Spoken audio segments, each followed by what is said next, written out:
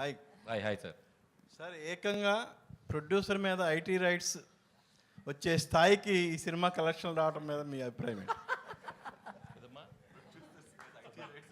అయిందా? నిజమా?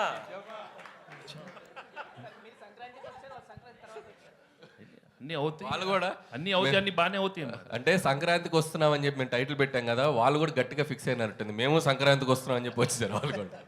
కాదు అరే అనిల్ గారు, ఇప్పుడు పాపం మీ ప్రొడ్యూసర్ ఏమో బాధలు ఉంటే మీరు సక్సెస్ చేసుకోవడం కరెక్ట్. మా ప్రొడ్యూసర్ బాధలో లేరండి. ఇండస్ట్రీలో చాలా మంది మీద జరుగుతున్నాయి రైట్స్, ఆయన ఒక్కడి మీద జరగట్లేదు. అండ్ ఇట్స్ టూ చాలా ఇది ఒక ప్రాసెస్లో భాగమే. ప్రతిసారి 2 ఏళ్ళకి ఒకసారి 3 ఏళ్ళకి ఒకసారి ఇండస్ట్రీ మీద కానీ బిజినెస్ సర్కిల్స్లో కానీ ఐటీ రైట్స్ జరగడం సర్వసాధారణం.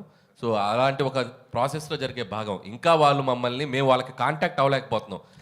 ఎవరో డ్రైవర్స్ నుంచి దొంగచాటుగా అక్కడక్కడ పట్టుకొని సార్ మేము ఇలాంటివి చేస్తున్నాం అంటే రాజుగారు ఒకటే చెప్పారు, మేము వచ్చినా రాకపోయినా మీరు ప్రమోషన్స్ కానీ ఇంట్రాక్షన్స్ కానీ ఏవి ఆపొద్దు, ఈ సినిమా విజయాన్ని ప్రజల మధ్య మీరు పంచుకుంటూనే ఉండండి. వాళ్ళ క్లియర్ ఇన్స్ట్రక్షన్ మాకు ఉంది కాబట్టి హ్యాపీగా మేము మా పనిలో మేము సినిమా గురించి ఇదేదో మా పర్సనల్ ఇది కాదు, సినిమా కోసం జస్ట్ కేమ్ హియర్. సుకుమార్ ఇంట్లో జరుగుతుంది, మీ ఇంటికి కూడా వస్తారా? సుకుమార్ ఇంటి పక్కకి నేను ఇంకా షిఫ్ట్ అవ్వాలా, త్వరలో షిఫ్ట్ అవుతున్నాను ఫిబ్రవరికి. కాబట్టి మా ఇంటి పక్కకి లేను కాబట్టి ఇంకా రాలేదు. ఇప్పుడు మీరు అడిగారు కాబట్టి ఖచ్చితంగా వాళ్ళు వచ్చే అవకాశం ఉంది. వెంకటేష్ గారు ఇండస్ట్రీలో ఐటీ రేట్ బ్యాక్డ్రాప్లో సినిమానా కాదు సార్, ఐటీ రేట్ల బ్యాక్డ్రాప్లో కొంతమంది నిర్మాతలతో మాట్లాడుతుంటే పెద్ద నిర్మాతలు ఒక సీరియస్ పాయింట్ చెప్పారు. హీరోలు కనుక మొత్తం వైట్ తీసుకుంటే ఏ నిర్మాత బ్లాక్ చేయాల్సిన అవసరం లేదు అనే స్టేట్మెంట్ చాలా పెద్ద నిర్మాతల నుంచి వచ్చింది నా దగ్గరికి. హీరోలు బ్లాక్ తీసుకోకపోతే మేము ఇంకెవరికి బ్లాక్ ఇవ్వాల్సిన పని లేదు. ఇండస్ట్రీలో ఒక టెక్నీషియన్ కానీ ఒక వర్క్ కానీ దేనికి కానీ ఇవ్వాల్సిన పని లేదు. ఓన్లీ ఫర్ హీరోల కోసమే మేము బ్లాక్ ఇవ్వాల్సి వస్తుంది. ఆ బ్లాక్ ఇచ్చిన దానికి కూడా మేము బ్లాక్లో ఇంట్రెస్ట్ కట్టాల్సి వస్తుందని ఒక పెద్ద 2-3 నిర్మాతలు కనిపిస్తుంది.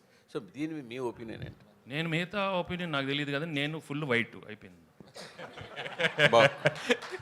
వెంకటేష్ బాబు వైట్లో వైట్ తీసుకునేది ఇంతే, నేను ఎక్కువ లేదు. ఇన్ఫ్యాక్ట్ ఎక్కువ తీసుకునేది వైట్. అది ఆఫీస్లో తీసుకుంటారు. ఇప్పుడు డైలీ ఏదో తీసుకుంటాను, ఇది ఫర్ ఎక్స్పెన్సెస్. సింపుల్ అన్నమాట. కానీ సక్సెస్ కానీ పట్టించుకోకుండా సినిమాలు చేస్తూ వచ్చారు. బట్ ఒక టాప్ 4 హీరోల్లో ఇప్పుడు మీరు ఊహించని నంబర్లను చూస్తున్నారు కదా ఫస్ట్ టైం మీ కెరియర్లో. అంటే మిగతా ఈ 4 హీరోస్లో టాప్ హీరోస్ ఎవరైతే ఉన్నారో లాస్ట్ 30 ఇయర్స్లో, సో ఈ ఫేజ్ని మీరు ఎలా ఎంజాయ్ చేస్తున్నారు, ప్లస్ దీని గురించి మీరు ఏం చెప్తారు సార్? ప్రతిరోజు you just have to keep on right from the beginning. చెప్పాను కదండి, God has given me an opportunity to work hard in this profession right from day one. నేను యాక్సిడెంట్గా వచ్చి as an actor. So right from day one, what I've learned from the elders and from the technicians, you just keep working hard and you keep getting good success, and అప్పుడప్పుడు failure వస్తానే ఉంటుంది.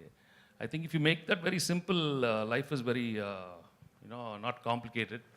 So numbers అనేది ఏముందండి దానికి, I don't think సైలెంట్గా కొడతారు వెంకటేష్ గారు. మీరు గమనిస్తే 2000లో కలిసి ఉందాం రా, ఆ రోజుల్లో కరెక్ట్గా ఎగ్జాక్ట్లీ Jan 14th రిలీజ్ అయింది అది కూడా మన సినిమా కలిసి ఉందాం రా. సో దట్ ఆల్సో ఆ రోజు అప్పట్లో ఇండస్ట్రీ హిట్ అయిపోయింది.